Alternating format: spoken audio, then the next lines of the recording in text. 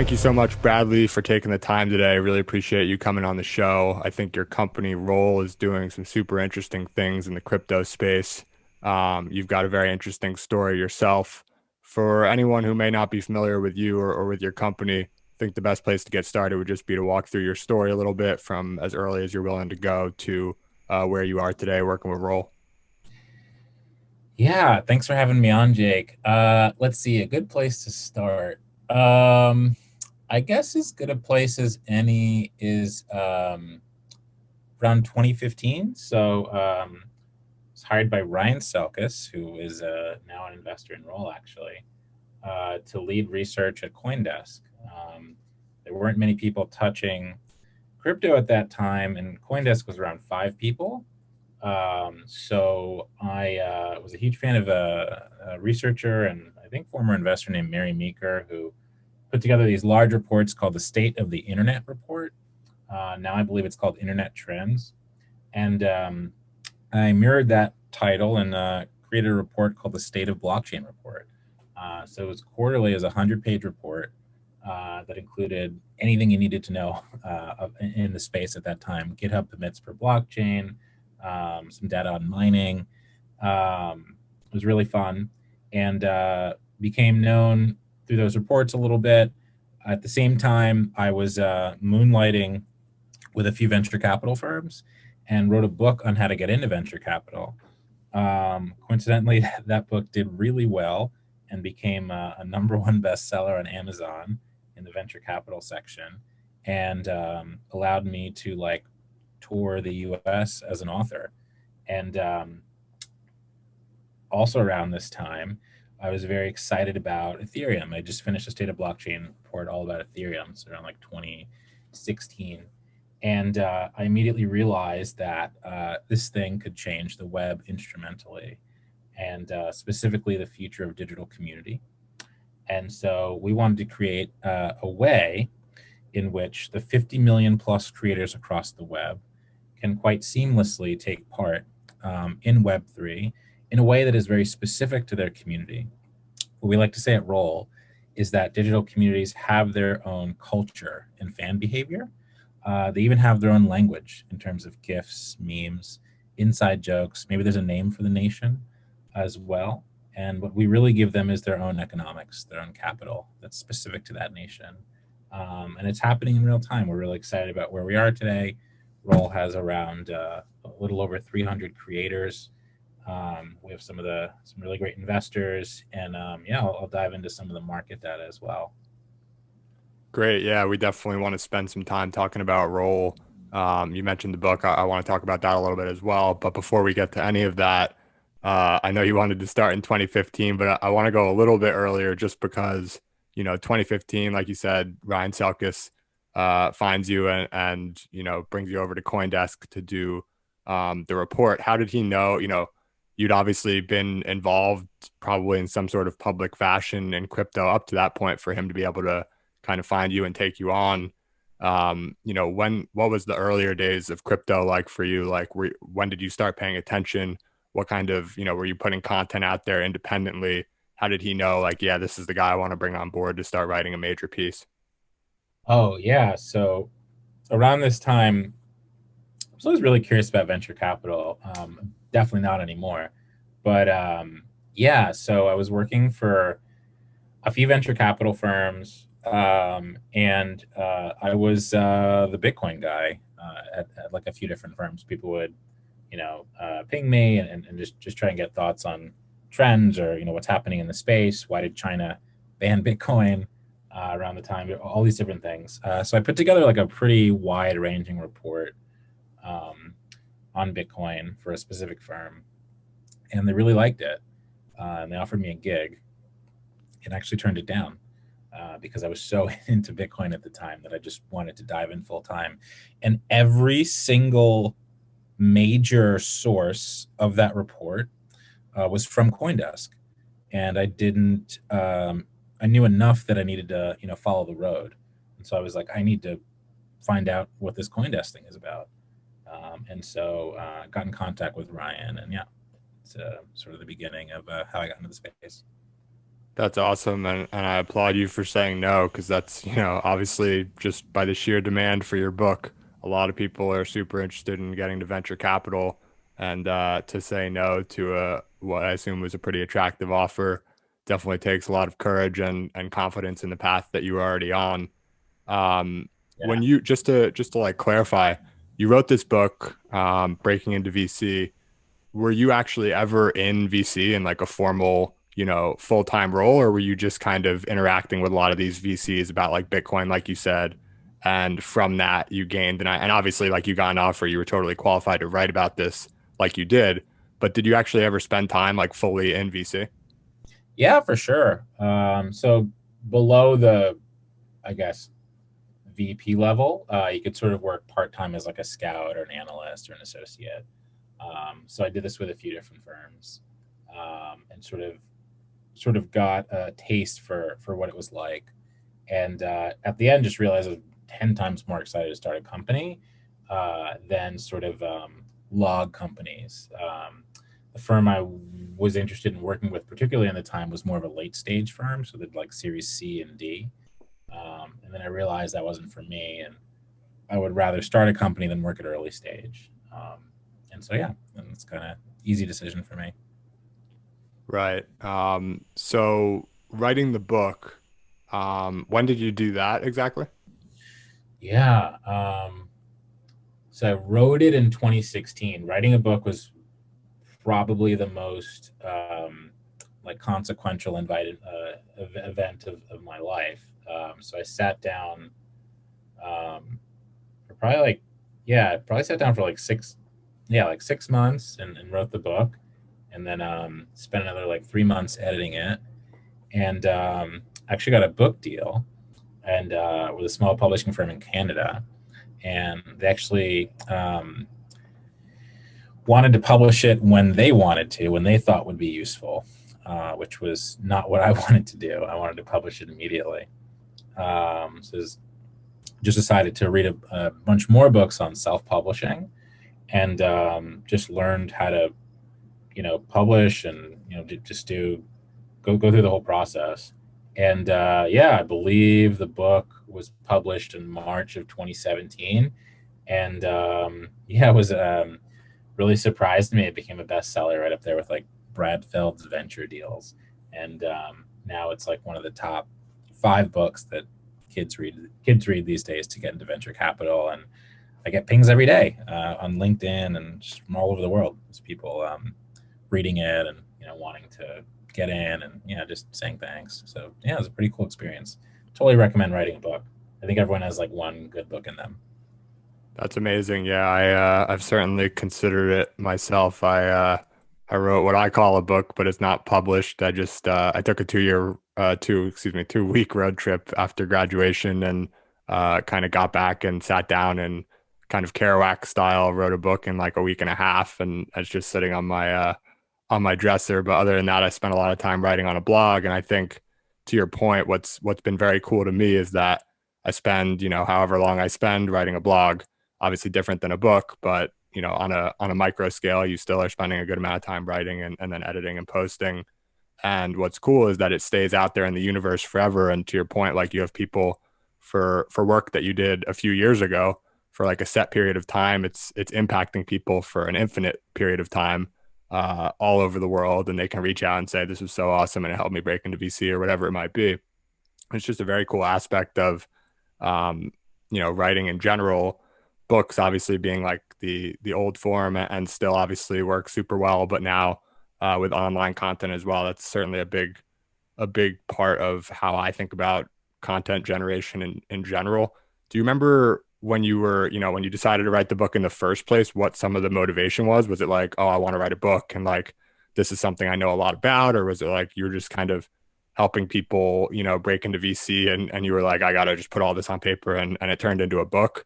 I'm curious if you remember kind of the initial spark that led you to go forward with that. Yeah. So what's interesting is a lot of, well, I guess it's just me in particular. So I didn't know, I didn't really have a lot of, I didn't, I'll say I didn't know anyone in venture capital at the time. And it was something I was really curious about. So I took very copious notes on anything that I could sort of get my hands on.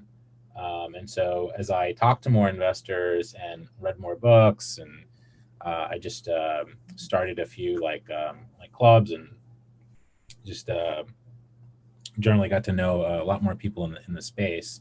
I had like 60 plus pages of notes, and then I realized, I could publish a short ebook or turn this into like a pretty big like soft skills like book on like just how to do the thing. Then I was like, someone had to have written this. Someone had to have written like a book on how to get into this industry.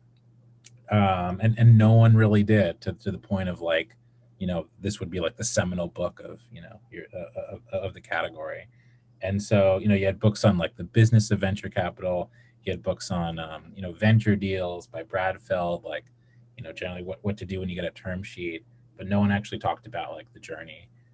So I saw that I could fill like a hole in the market and had like a bunch of notes, and then the fun part just came together of just editing it, just writing it out. Yeah, that's great. So maybe your next book will be something related to what you're working on now, which is where I want to spend the bulk of the conversation. You founded a company called Roll, and the product is basically this concept that you're calling social money. Can you introduce Roll and the concept of social money, and then we can dig in on some of the details? Yeah, for sure. I will start by quickly summarizing the past 20 years of consumer internet in three words that I will call user generated content. And user generated content, as we understand it, so unpacking that as, let's say, Twitch, Facebook, Twitter, etc., has generated hundreds of billions, if not trillions of dollars annually now, mostly towards platforms.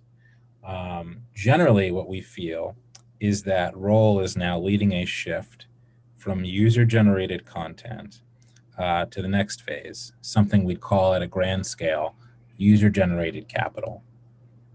Now, user generated capital is very different than user generated content. You could very much say that the purpose of user generated content, user generated capital, is to give the dollar value of a community back to its users.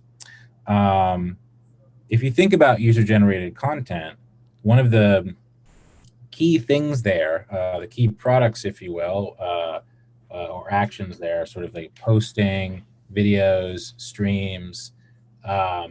We feel that the first real big product of user generated capital is the ability for communities to generate their own currency that's specific to their members. And so we call that concept at face value social money. We've chosen that term over what other people may call, personal tokens or social tokens, because we're aiming to reach 50 million people. And as we talk to more people, they don't really understand what cryptocurrency is. The idea of cryptocurrency scares them. What they are familiar with is social media, and what they have in their pocket is money. So the term social money is simple to understand as ice cream, two words that people already know and understand that are next to each other. So it's a slight shift in thinking, but it's a term that we think will last, and we're excited about it. And yeah, that's kind of the whole history of the concept, how we boil it down. That's a great overview, and I've done a lot of prep obviously for the call today, and I'm happy. I think that's the best overview I've heard yet, or read yet. So appreciate you sharing that so clearly and concisely. I think the term social money is awesome to the point that you made. But it is difficult even for someone like me who, is relatively informed within crypto, at the very least on Bitcoin. um, it's tough to wrap one's head around that because let's, I don't know how often you do this, but I'd like to talk about it in the context of Bitcoin because that's, if people are listening and they're not super familiar with crypto, they're at least partly familiar with Bitcoin, probably. And I think this is a useful conversation, even for people who are totally familiar with crypto, which is to compare what you're doing with Bitcoin. And it's not obviously the same thing at all. And there's, several dozens of differences. It's a totally different thing, but there are similarities, such as like the maximum supply and just the concept of crypto fundamentally. One of the things that is tough for me to wrap my head around, but I'm sure, I'm very bullish on what you're doing and I can see it taking shape is that, the common reservation and hesitation people have with Bitcoin is like, what is the actual value? Like you can see gold, you can hold gold, and there's weight to it. Bitcoin, they're like, it's nothing. There's no physical thing. It's not tied to anything. And that just throws people off. But that's been throwing people off for the last decade. And now we have, nearly $1 trillion asset that's grown from literally nothing 11 years ago. So, TBD what the future is for Bitcoin, but at the very least, thus far, that hasn't been a breaking point for the ability of something to hold tremendous value. And so when I look at like social money and the types of social money that you're helping communities and creators mint, I think like, okay, but like what is the actual, what is it? Like what is the value? How do you just create something out of thin air and say that it has value? Can you respond to that? And I know it's maybe like a tough question, but along the lines of like how I might respond to why Bitcoin still has value. Yeah, of course. It's a really good question. So there are several communities on roll, I'll say. So when I say communities, I mean creators that have issued social money and dispersed it amongst thousands of people um, that are worth upwards of, $20 million. So there's sort of several of those on roll. And that's a very interesting concept. It's a very interesting concept for a YouTuber or a creator to have a market cap. I think the highest or second highest market cap on roll right now is actually an OnlyFans creator, which is interesting. Um, but how we think about this is the long-term value of social money, literally why we call it social money, um, is because the long-term value we feel comes from the community. I gave a quick analogy before about you could think of someone like let's see, you could think of someone like Lady Gaga, right? And so Lady Gaga calls her fans little monsters. So let's pretend Roll works with Lady Gaga and we mint monsters. And we literally call it that because that's the name she gives her nation already. Her name, her community is a digital nation, and that's the name of the nation, Little Monsters. So she mints monsters. Um, what we're seeing is that the value of a community uh, can be realized through the currency itself. And so what you're creating is the ability for users to become stakeholders. And that responsibility um, uh, um, is attractive to people to have a stake in a community, so much so that it warrants the creation of a market. My co-founder uses a term that I like a lot called community as cash flow. So literally the value of social money, why it's taking off and in its own way, independent of any other currency, is the value and how it comes from the community. Right. And so I understand that, and that makes sense. I understand that, the you guys have a basically a hard rule for the social money. There's like a set structure, right? So correct me if I'm wrong on any of this, but you mint 2 million of whatever the coin is called upfront, and then over a period of I think 3 years, the rest vests on I think a monthly basis to get to an ultimate max of 10 million. So this is another parallel with Bitcoin where there's only ever going to be 21 million Bitcoins. Same type of thing that you guys have worked into the design. Is that critical? You talk about like you're investing in a community to some degree. You might be investing in in the brand, whatever you want to call it. You're investing through this social money. Um, and maybe, you might not have to pay for the money. You might be able to retweet Lady Gaga and she gives out For sure. so many coins for so many retweets or whatever it is. Whatever you're doing, you're investing time or money into, and you're being rewarded with the social money from this community. Is the hard cap something that you deliberated on as, crucial to enabling this ecosystem to exist, where if you did have, an endless supply of coins, or a supply of coins that was, growing at a certain rate that might be too high, or up to the creator's discretion to inflate over time, that the concept wouldn't work? Or is that just kind of a little bit more arbitrary of a feature that you decided, hard cap's probably better than not hard cap, but could probably work either way? Yeah. So while we weren't the obviously first ones in the world to do this, we were the first ones to create like a set standard. So a bit of the history of, I guess, the concept. So there was a company called Kolu that popularized an idea called colored coins. Really, these like branded currencies. Yeah, then there was a company called Hexel, where I believe the product was just minting as much currency as you could. And then, we looked at those and we are like, well, both of those will never work.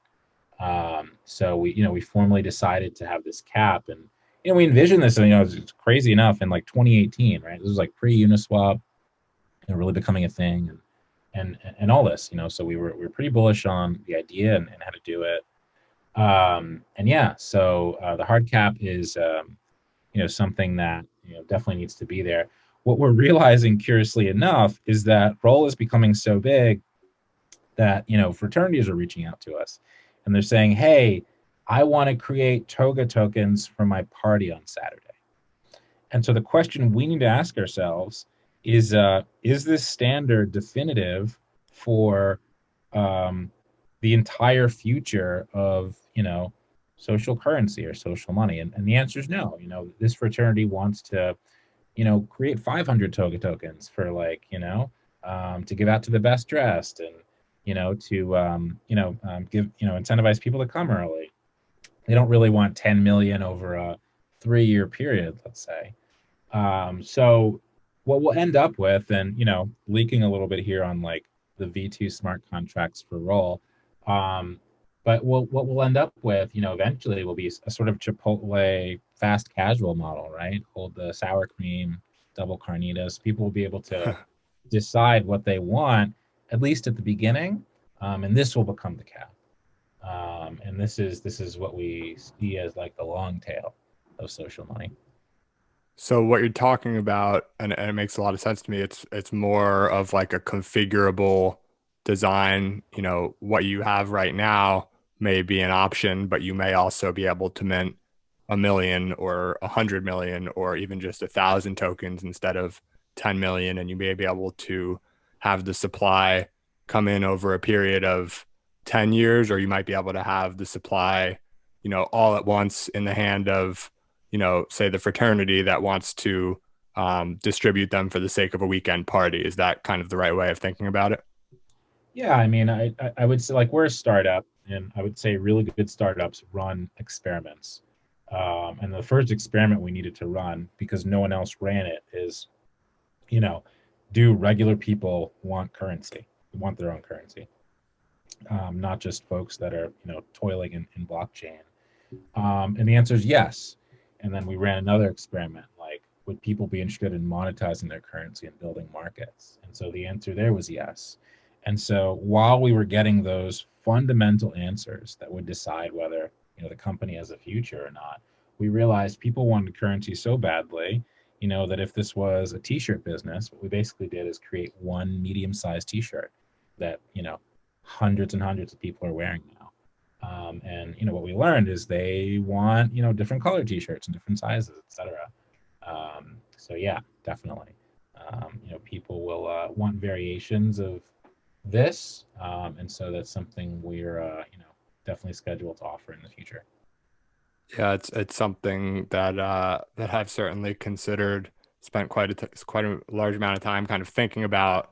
Uh, a little bit conceptually and obviously differently before I found Roll, and then I found Roll, and I was like, this is definitely the closest thing to, what I'm thinking in terms of how I can, to your point earlier, kind of better spread value. First of all, better, own value rather than provide it to the platforms that I might be distributing content through. But then second of all, reward everyone who's a part of the network, because I think, to me, even outside of social money, to me, one of the most exciting parts of crypto is that a company like Uber can, give much more value along the journey to its set of drivers. And a company like Airbnb can reward its hosts for the integral role that they played. Like some of the earliest hosts who were willing to take a bet on this new company and set up an airbed literally like in their living room and, start generating a little bit of money that way. But it would be really nice if they could also get rewarded for the success of the company thereafter, because they were, some of the people willing to take the earliest bets in enabling its success. So that's something that's super interesting to me. It's been Sure. incredible to see, your guys' company. I found it a few months ago. Understand you've been around a bit longer than that, but this is, we're talking about. You mentioned earlier there's some social money on the platform that's worth in the millions of dollars. The overall market cap last I checked was over $300 million, which is, I don't know how that is to you, but that's just like wild for me to see. This company created this ability to mint social money and spread social money, and for people and communities to create their own economies using the social money. And within a year, a year ago, it was worth next to nothing, this market, and now it's worth $300 million. What has it been like to see this? You mentioned running a couple of experiments, but like you're seeing a lot of traction, obviously, with some of these earliest adopters. What are some of like the signs that you've seen that have just been like kind of wow moments along the way? Yeah, so I'd say it's like humbling and it's more of like a big responsibility. Like a lot of my job is like sitting in a chair alone and thinking about the future of money and like how that could intersect, right? Like how the worlds of social and finance can intersect and like ways we could improve that. We believe in this concept so much that everything else we see in this space, we feel will probably just be a feature of this concept. Uniswap is a feature, Compound is a feature, a derivatives, exchange is a feature. Like all of these, like DeFi as itself, we think will become a feature for communities at this scale. You could almost create a mental model of like been in the space for a while. There's like a seminal piece from this guy Joel called Fat Protocols about like the value really in Web3 really coming from sort of the protocol and less so the application. You could almost amend that for social money and coin this term fat communities and really see that the value in Web3 will come from these communities, and there will be DeFi-like features that build up the value of those communities. But I think largely, I think you'll start to see some of these communities, and they already are, like competing with in terms of market size with actual protocols. Yeah, and certainly some of them seem to be already. Even just the overall market for social money that you guys have created is quite high, like surprisingly so for in the scheme of all of the other cryptos out there. When you look at, that's a very interesting painting of what the future looks like. When you look at what's going on today, and starting to extrapolate next steps, what are some of like I want to ask about some of the more unique things that people are doing, but before that, what are like the most standard like day one or even day zero things that people are doing with social money that's beginning to prove it out? And then, I also, like I said, I want to talk about some of the more unique things afterwards. Yeah, so I think we're on a different planet when it comes to like how we think about this, which is really good. I mean, we're really contrarian, I think, with most of the space, and that's kind of been our alpha. But like, you could even see like in the space regularly, people are kind of experimenting with this term like personal token, which you may have heard.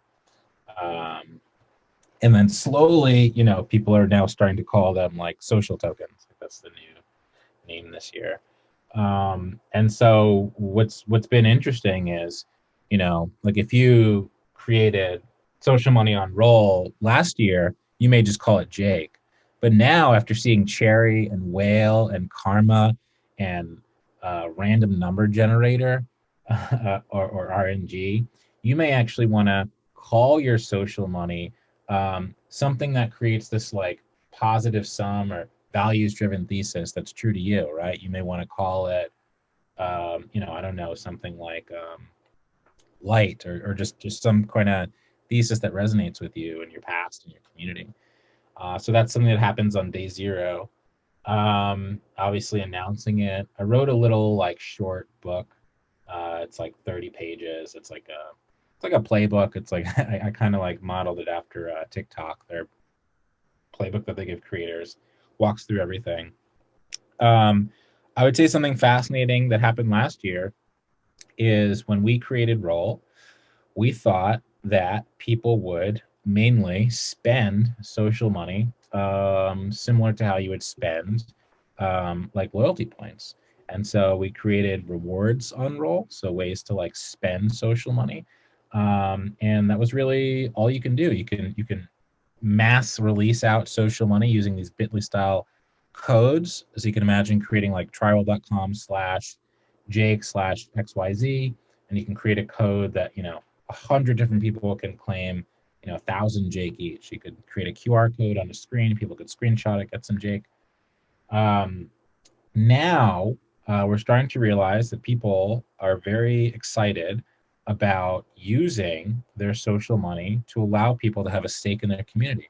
And how that's become somewhat productized is people leveraging platforms that are already at scale. So, as an example, Discord, Telegram, and they're gating these groups that we'd gate like OnlyFans or Patreon. But the only difference is they're not gating it with dollars, they're gating it with their own social money. So, what that means is it may cost 500 Jake to get into the Discord. But what's awesome about that is the value of Jake is variable. And if Jake is building the Jake Discord like correctly, and there's people in there that are generating a lot of content and interest, and those folks are early Jake holders, as the value of the community grows, those early Jake holders are rewarded. And everyone who holds Jake can have a stake in the success of the community. And of course, you can speculate on the community as well, because Jake can be bought, sold, or traded. This is the universe we're seeing for like the first 300 creators. It's going to be vastly different for the next 1,000. But this is something we validated last year. So, couple questions off that. It's really interesting. If I'm, like I said, I've been thinking about this conceptually for some time, and you guys are doing it very much so and very successfully. But if I have, a slightly different model for thinking about how I might configure it in terms of like the minting, like we were talking about earlier, the kind of the Chipotle style that you might come out with in the near future. Hypothetically, if I went and created a coin with Roll, um, how do you talk to early Roll users and creators about kind of locking into this current structure when in the future there may be other structures? Just how do you kind of, I know it's also kind of a tough question, but how do you think about, um, having kind of the optionality for versus like locking into this early structure as compared with waiting for something that could make a little more sense for an individual creator or community person? Yeah, so I'd say there's no real precedent here. I'd say short of one person on Roll, no one else has had another currency, if that makes sense. So it's not like you're switching from like YouTube to Vimeo or something like that. This is quite literally the first time this digital primitive is like reaching somewhat of a mass audience. And so they don't really have a comparable. So they're pretty excited about it. Where it starts to make sense is like smaller scale, right? So like you could see a world in which people have 50 different currencies, and those currencies may serve different purposes. And those are things that I think there's some years away. I think like the goal of roll, to take a term from Carlotta Perez's book, is like the goal of roll right now is like to install social money on the web. And so we're just going to do like one thing really well. But after we do that one thing really well, people are going to be like, well, I'm tired of just having one currency. I want 40. And so like when you think about those different types of things, um, those are where like the parameters may make more sense. But I'd say immediately, like if people come to roll, they're excited about the roll brand. They're excited about being a part of a community of other creators. Like, do you just want to host a house by yourself and like text people and cash app them, or do you want to be a part of Airbnb and be part of this community of people that are hosting as well? That's kind of been the difference right now.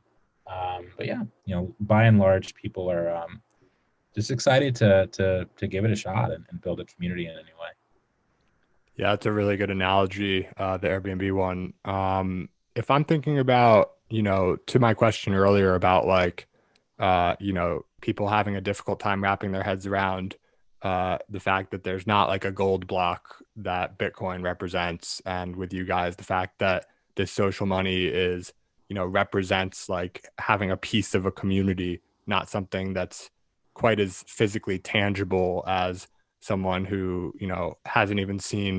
certainly hasn't seen the development of crypto yet, which no one really has, but someone who maybe was, didn't even see the last 20 years and isn't really familiar with the way the internet works, this concept that like non-physical things can have such high degrees of value is really tough, and people are still just getting to really understand it and some of the implications, which I think you guys are somewhat visionary and thinking out, and we'll see how much of it comes to fruition. But one thing I'm curious about is, can you, or have you had people already, um, basically, is there a capability of tying some of the social money to, um, like something like Bitcoin, for example, or you could use fiat, but I'll use Bitcoin, where I could basically say, okay, so here's my 10 million Jakes or coins or whatever it is, and I spread them across my community and followers and things like that, podcast listeners, etc.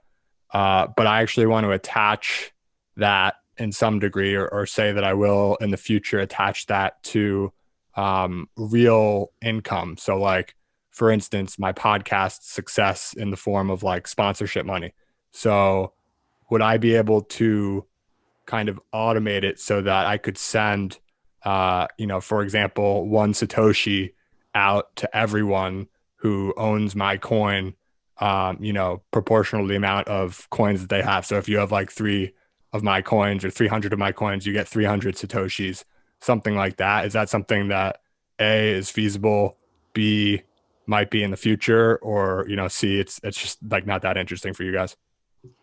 Yeah, I think we tried that a little bit with a creator on roll named Alex Massimes, who created Alex, his own social money, and we did something quite a bit different. He actually wanted to do a raise. I believe he was on your podcast actually. Yeah, he did like the ISA type of Yeah, raise. yeah, and so that's interesting to us, like the idea of tying these like monetary rewards to holding or purchasing social money. We just don't want to make it the first thing you do, right? After Alex, we had, I'd say probably 24 people wanting to, kind of do something similar, like utilize a role to like raise money through their currency, and we saw that this immediately was going to be a disaster. Um, so we weren't really tied to it. But now we're starting to have a lot of interesting conversations. So like, we're talking to I have the interesting, position of like talking to record labels and events, and like these are things that are going to happen on roll this year. And so I need to sit down and think about like, gee, how does a record label have a currency? How does that work? Why does it work? What's the future of it? What are they going to want to do? Um, and so like a lot of the models that we may be thinking about, it may be something similar to what you're saying. but it won't be the primary thing you do. Like you won't want to like, I'd say, get it to get these like satoshis from it per se. I think what we want to spotlight, just to go back to the Airbnb analogy, will like always be the community of the thing. But once you're in the community of the thing, getting rewarded in these unique ways, let's say maybe by like staking jigs or something, you may be able to get some rewards from that in the future. Yeah, for sure. Yeah, I think what's interesting is to your point, obviously, like holding the social money of a certain creator is in a way an investment in them and their community's success. Theoretically, it grows over time as the community grows, as the creator grows and influence and following and everything like that. But I just think complement, as a complementary thing, tying it to the monetary success of the creator that whose community you're kind of investing in makes some sense and is some interesting to me as sort of like an intermediary impact. And I don't know, it's probably not necessary, but I think it's pretty interesting. Um, you talk about like some of these record labels that you're having conversations with. I know that you're exploring athletes as well. Can you talk about like some of these more, traditional entertainment industries and how they might incorporate something like this in the future? Yeah, I mean, we don't. Just to be honest, like we're really thinking through it. Like we have some news that we're gonna announce this year, which is there's like a Fortune 100 company that wants to partner with us, so we're excited about that. But really, it's like they're looking to us for answers, if that makes sense. So we're gonna have to sit down and think about those answers. A lot of what I want to do is actually play like a large scale internet game, and I want to crowdsource answers from people. But by and large, it'll be like myself and the record label owner sitting down, or myself and the brand, manager sitting down and figuring this stuff out. But the great thing is, we have 300 other experiments you could say that we've run that we could like learn from. Um, the people that mint social money on Roll are generally like pretty forward thinking. They're pretty brilliant. Um, I'd say the last 100 are extremely brilliant. Um, in terms of because they've learned from the past 200 and they're just really exciting. So whether it's like bouncing ideas off other people, we've hired people that have issued on Roll. People that have issued on Roll have invested in Roll after, which is cool. So like it's so even if I don't have answers, it's pretty easy to like ping whether it's so, an athlete or Spencer Dinwiddie's a Roll investor or agent or someone and just kind of brainstorm. Yeah, I think the future of crowdsourcing ideas, to your point, is promising. That's a little bit of a separate tangent, or crowdsourcing work in general, gets pretty cool potentially.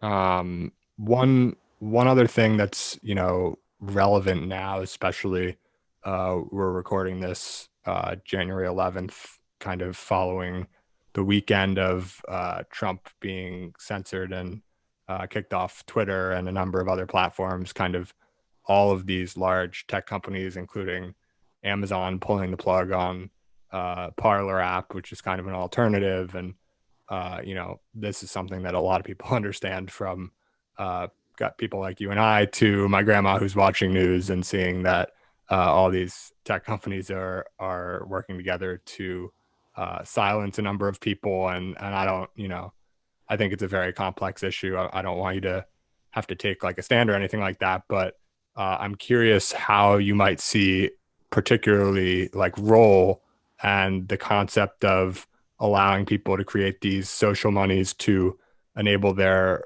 communities to have something kind of outside of all of these platforms. How does that kind of, regardless of where you stand on the issue or what you think, how you think things are going to play out, maybe, um, do you think social money in some ways is a useful response to kind of the deplatforming that we're seeing? So there's somewhat of a pseudonymous creator on Roll.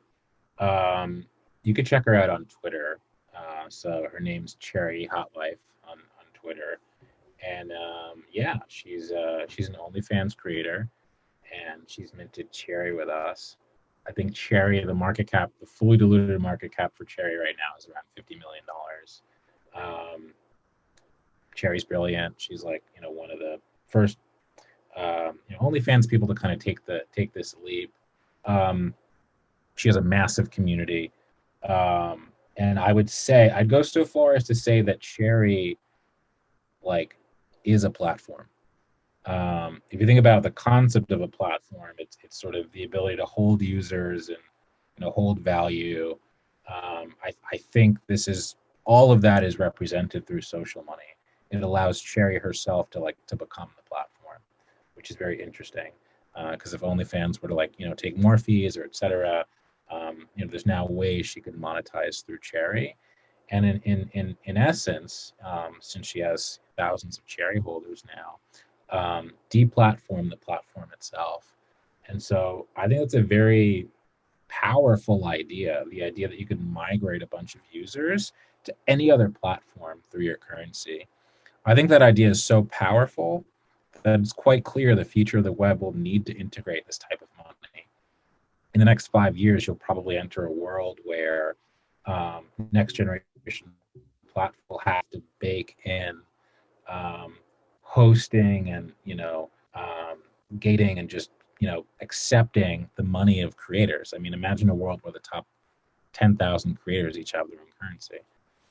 You'd be insane to be a developer and not integrate these types of things. Yeah, it's very cool. It's been a super, super interesting conversation. I know we're coming up on time. I have a lot of thinking to do, given some of the context that you've added to some of the questions that I had about role and the concept of social money in general. But I think it's fascinating, and I don't go too deep into a lot of kind of niche areas within crypto. I think a lot of it is, it's obviously very early, or at least I think it's extremely early in the life and impact of crypto at large. And a lot of these ideas are kind of early and may disappear with time. But social money, among a few others, is something that really strikes a chord with me as making a ton of sense and having really unbelievable potential. So super cool to see you guys building that and to hear your perspective on it at this very early juncture, but with a lot of positive signs already.